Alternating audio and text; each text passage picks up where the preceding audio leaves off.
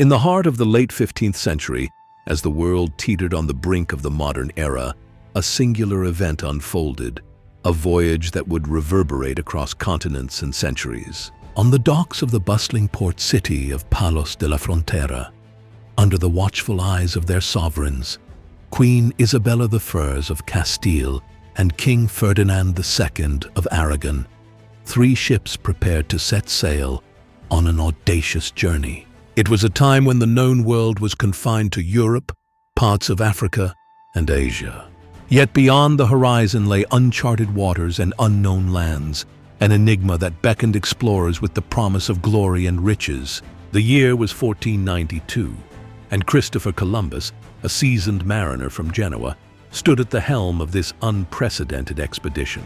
With unwavering determination, he carried not only the hopes of his patrons, but the dreams of an entire continent eager to expand its reach. The mission was clear: to find a westward sea route to the East Indies, a land fabled for its spices and wealth. Yet the stakes were high and the risks daunting. Preparations for the voyage were meticulous, driven by the passion and ambition of its backers.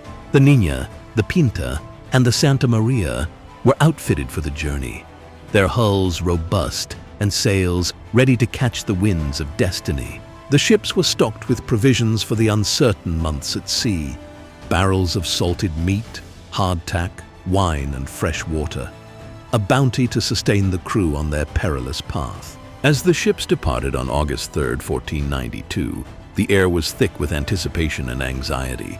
The sailors, a motley crew of seasoned seamen, adventurers, and even convicted criminals seeking pardon, embarked on a voyage fraught with peril. Many were driven by desperation and hope, lured by Columbus's promise of land and wealth. Yet, beneath their bravado lay a profound fear of the unknown, a fear of sea monsters, unrelenting storms, and the edge of the world, where some believed they might plunge into oblivion. The Atlantic Ocean, vast and untamed, stretched before them, its waters a cloak of mystery and menace. As the days turned into weeks, the crew faced the wrath of nature. Towering waves crashed against the ships, and tempests howled with a fury that tested the very metal of the vessels and their men. In the darkest nights, the ocean seemed an endless void, the horizon blurred with uncertainty. Yet, amidst the chaos, there were moments of profound beauty and introspection.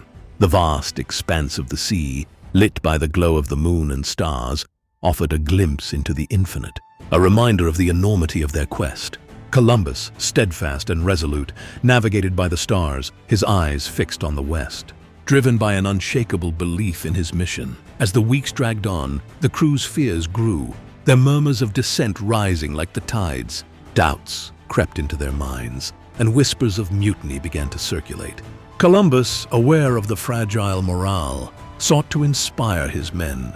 Painting vivid pictures of the riches that awaited them, he promised them land, wealth, and glory, rewards that seemed ever distant as the horizon remained unchanged.